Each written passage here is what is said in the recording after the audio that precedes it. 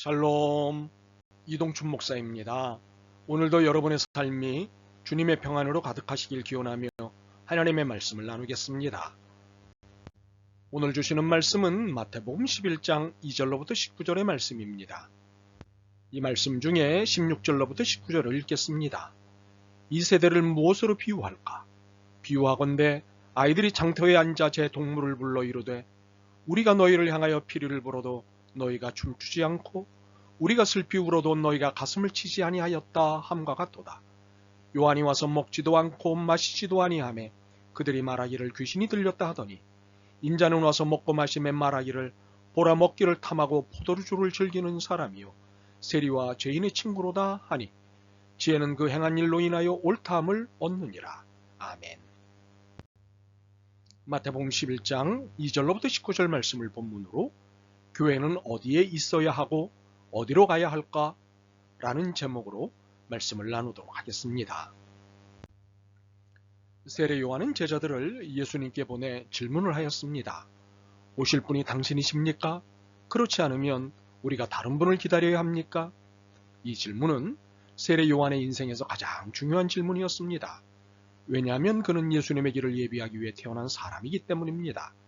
예수님의 길을 예비하는 그에게 누가 예수인지를 아는 것은 매우 중요한 일이었습니다. 그런데 이런 의문이 생깁니다. 요한이라면 누가 예수인지 알아야 되는 것 아닌가? 그런데 왜 모르지? 사실 두 사람은 이미 각자의 모친의 복중에서 만난 적이 있습니다. 요한은 엘리사벳의 복중에서, 예수님은 마리아의 복중에서 만났습니다. 서로를 알아보고 복중에서 반가워할 정도였습니다. 그런데 모른다? 이상하지 않습니까? 좋습니다. 복중이었으니 모를 수도 있습니다. 그러나 요한은 운명적으로 예수님을 위해 태어난 사람이지 않습니까? 그렇다면 모두가 예수님을 몰라본다 해도 요한만은 알아볼 수 있어야 하지 않을까요? 하나님이 그에게 그 정도의 은혜는 주셨어야 하지 않을까요? 그런데 요한은 누가 예수님인지를 알아내야 했습니다. 하나님은 왜 이렇게 하셨을까요? 우리식으로 표현하자면 왜 이렇게 불친절하셨을까요? 그것은 세례 요한도 사람이라는 사실을 우리에게 보여주시기 위해서였습니다. 그가 특별한 인물을 갖고 있었으나 특별한 존재는 아니라는 점을 말씀하신 것입니다.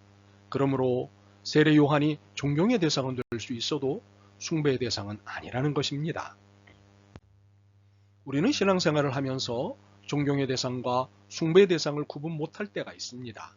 신앙 지도자는 존경의 대상은 될 수 있지만 숭배의 대상이 되면 안 됩니다. 그런데 교회 안에 이런 일이 비일비재합니다. 최근에는 이런 일이 목사직 세습으로 나타납니다. 세습은 독재의 전형적 행태입니다. 세습은 신앙 지도자를 제왕적으로 이해하고 숭배함으로 인해 오는 비성서적, 비윤리적 작태입니다. 한국교회는 누군가 세례 요한 정도의 권위를 보이면 신적 추앙을 마다하지 않습니다. 추종자가 생기고 숭배의 행태들이 뒤따릅니다.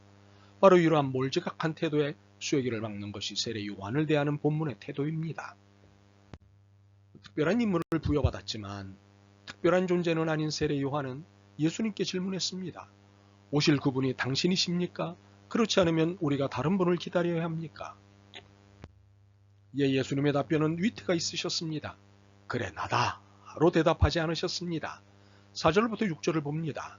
예수께서 대답하여 이르시되 너희가 가서 듣고 보는 것을 요한에게 알리되 맹인이 보며 못 걷는 사람이 걸으며 나병 환자가 깨끗함을 받으며 못 듣는 자가 들으며 죽은 자가 살아나며 가난한 자에게 복음이 전파된다 하라. 누구든지 나로 말미암아 실족하지 아니하는 자는 복이 있도다 하시니라. 예수님의 대답인즉 너희가 듣고 본 것을 사실 그대로 전하라였습니다. 맹인이 보며 못 걷는 사람이 걸으며 나병 환자가 깨끗함을 받으며 못 듣는 자가 들으며 죽은 자가 살아나며 가난한 자에게 복음이 전파되는 것을 보면 내가 누군지 알지 않겠느냐는 말씀이셨습니다. 그리고는 이러한 사실을 보고도 내가 누구인지 모른다면 문제다 라고 말씀하셨습니다. 예수님께서 세례 요한의 제자들을 떠나보내신 후 당신과 가까이 있는 제자들에게 긴 이야기를 시작하셨습니다. 먼저 7절로부터 9절을 봅니다. 그들이 떠남에 예수께서 무리에게 요한에 대하여 말씀하시되 너희가 무엇을 보려고 광야에 나갔더냐? 바람에 흔들리는 갈대냐? 그러면 너희가 무엇을 보려고 나갔더냐? 부드러운 옷 입은 사람이냐? 부드러운 옷을 입은 사람들은 왕궁에 있느니라. 그러면 너희가 어찌하여 나갔더냐? 선지자를 보기 위함이었더냐? 옳다. 내가 너희에게 이르노니 선지자보다 더 나은 자니라. 이야기의 요지는 너희가 광야에 있는 세례 요한에 무엇을 보러 갔더냐 였습니다. 사람들이 세례 요한에게 열광했습니다. 그의 메시지와 행동이 파격이었기 때문입니다. 회개하라, 독사의 자식들아 와 같은 류의 메시지. 광야에서 낙타 가죽옷에 석청과 메뚜기로 연명하는 삶에 사람들은 열광했습니다. 더욱이 그가 지금 옥에가 진 이유가 동생의 부인을 뺏은 헤롯왕을 향해 부도덕한 왕이라고 지적한 것인데 이런 정의로운 용기에 열광했습니다. 그런데 이런 열광 속에는 순수하지 못한 인간들이 등장하는 법입니다. 민중에게 열광받는 그를 특별한 존재로 보면서 그의 숭배 지점을 찾습니다. 예수님께서 너희가 무엇을 보려고 나갔더냐? 부드러운 옷 입은 사람이냐? 부드러운 옷을 입은 사람들은 왕궁에 있느니라고 하신 말씀은 일종의 야유입니다. 선지자는 광야에 있는 사람으로서 왕궁에서나 입는 부드러운 옷이 필요하지 않고 왕궁 스타일이 필요 없다는 것을 지적하신 것입니다. 그러므로 만약 광야에서 사는 그에게 왕궁 스타일을 기대한다면 이는 문제가 있다는 것입니다. 교회는 주의 길을 따르는 공동체이자 주의 길을 예비하는 공동체이기도 합니다. 그렇다면 세례 요한을 따라 교회의 자리는 왕궁이 아닌 광장이고 광야입니다. 그러나 광야가 더 어울립니다. 그러므로 교회는 화려하고 웅장한 것과는 거리가 멀어야 합니다. 신앙 지도자는 세례 요한과 똑같이는 못해도 비슷하게 흉내라도 내며 살아야 합니다. 만약 한국교회가 계속해서 왕궁 스타일을 성경적이라고 주장한다면 더는 소망이 없습니다. 교회 자리는 왕궁이 아니라 광야이기 때문입니다. 순수하고 단순한 행태로 원시복음, 즉 예수님께서 말씀하시고 사신 그대로의 복음을 살아내는 광야 스타일이 교회 스타일이어야 합니다. 그러므로 교회는 광야로 가야 합니다. 광야가 교회의 자리이기 때문입니다.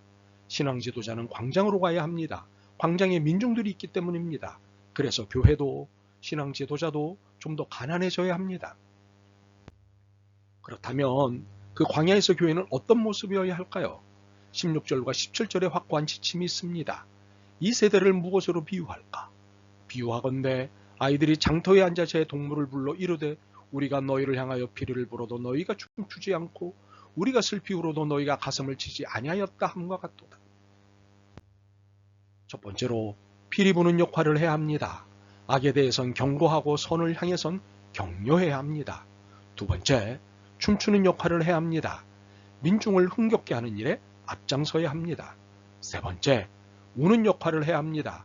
회개의 중심에 있어야 합니다. 가장 먼저 회개해야 합니다.